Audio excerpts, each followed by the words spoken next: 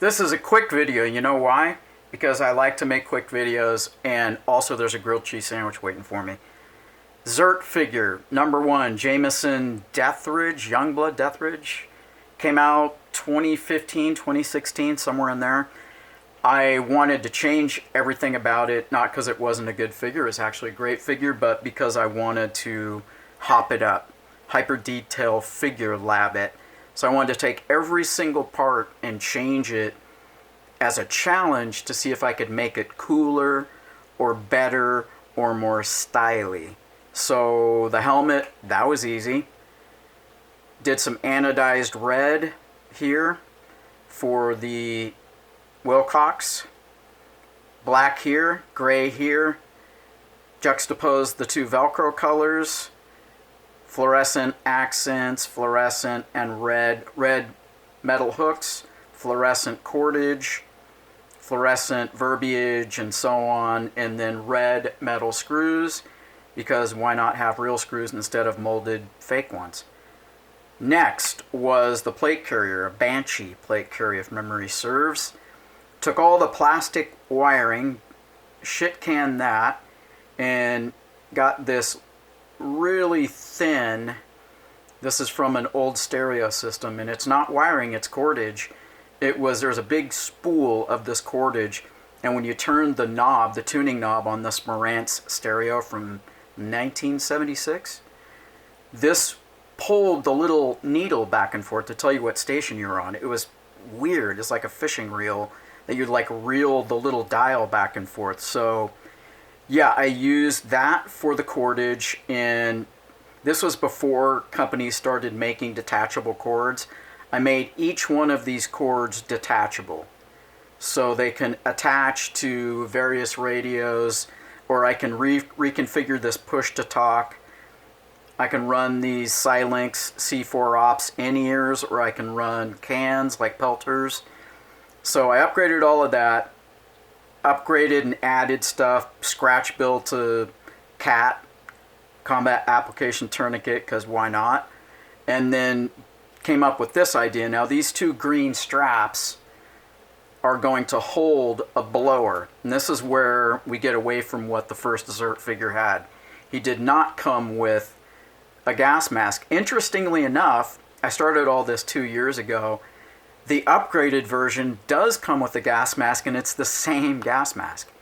Although this was before that one was available. These were the ones that were made by DID for Dragons and Dream for their SWAT guys, and the paint on those was dog shit, so it turned tacky and just basically was like tar. So I stripped all the paint off, so now I have a clear silicone gas mask with a bunch of custom parts.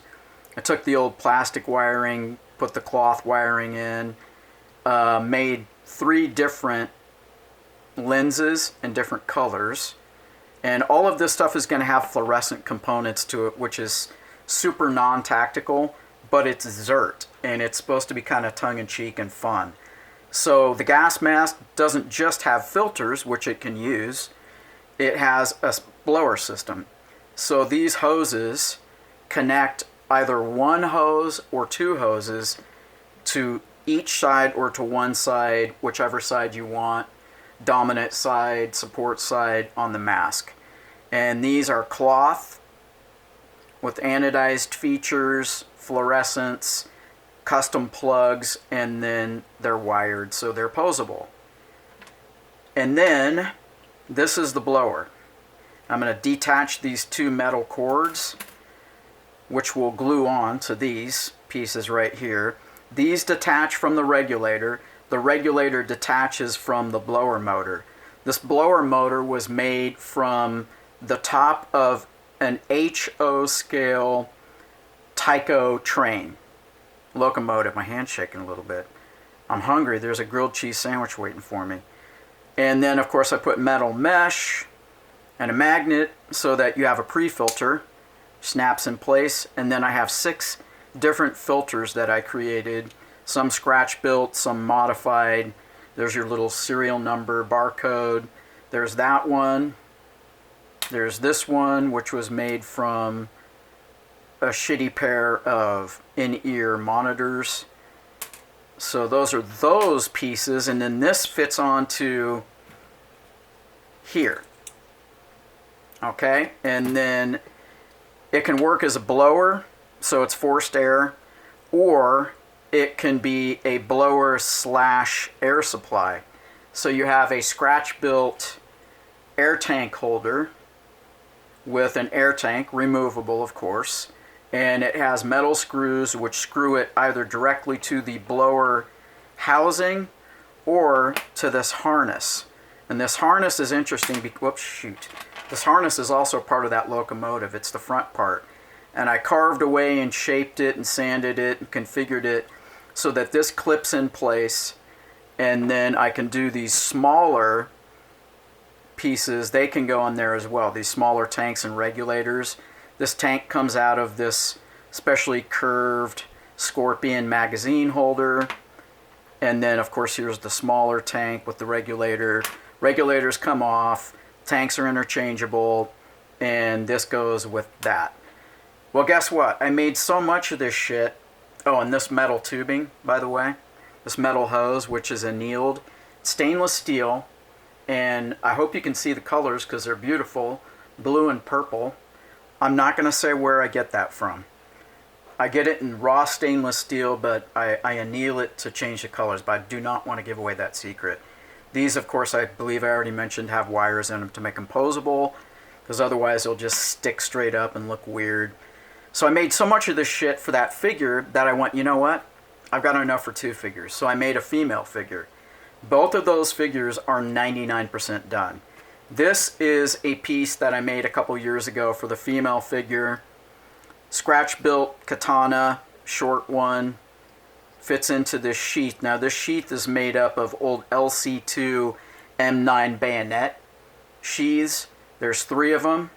I cut them on a radius, so when I glued them together, they would capture the exact same curve as the katana blade. It was a little bit of work. I'd never done anything like that, but it worked. And this can be clipped on or screwed onto a plate carrier, but the way I have it configured now, I shaped all these side pieces to be able to clip into a holster. So I have a holster on the female figure, a drop leg on the support side, right-handed, so it's on the left side, so it could be drawn this way, okay? And this slides into a Kydex subload holder, so it's a drop leg holder. That same Kydex holder will also conveniently hold a backup pistol. This one I made for the male figure, and this one's kind of interesting. Completely scratch built, wanted to go with kind of an aggressive machete look. Obviously, none of this stuff has been weathered. I wish it was weathered because it would pop the details. And also, you know, the camera's lens isn't great and the lighting isn't great, but whatever. So it has this little blade catcher right here, which folds into this piece right here, the guard.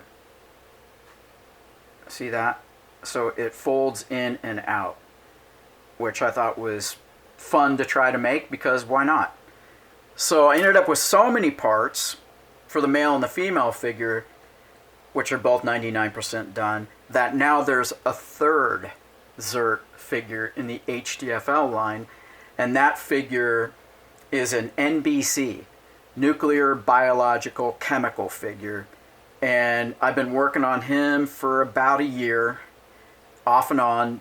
The last 9 months I couldn't do any of this stuff. Life was too busy. But he's 60% done. But the rest of this stuff's pretty close to go. Now, the fluorescent stuff, obviously I love fluorescent stuff. I think it goes good with the ZERT theme. I'm going to turn this off for a second. And let's go UV here for a moment. And you can kind of see that having some UV shit on there, I don't know how this shows up on the camera, but I just like the idea of all the little UV pops of color. I think it looks sweet. And yes, I did have some fluorescent clothing in the 1980s and in the 1990s, and I currently have fluorescent clothing now as well. But that's a bigger secret than where I get that metal tubing from. So here's where we're at with the HDFL work in progress ZERT figure line. 3 figures, started out as 1, became 3. Maybe it's even going to be 4. I seriously doubt it because I want to wrap it up and get it done. So here it is for your entertainment, approval, questions. You know where to leave them, comments. That's the same place where you leave the questions. So, oh yeah, all this is going to look good together too. And this had to be made in a way that this shit was not hard to put on and off the figure. Nothing could be difficult about this, and I didn't want to glue a single thing. You could glue all this stuff together. You'd still have to work on it a whole shit ton before you could glue it together, but something about me enjoys the challenge of being able to take it all apart.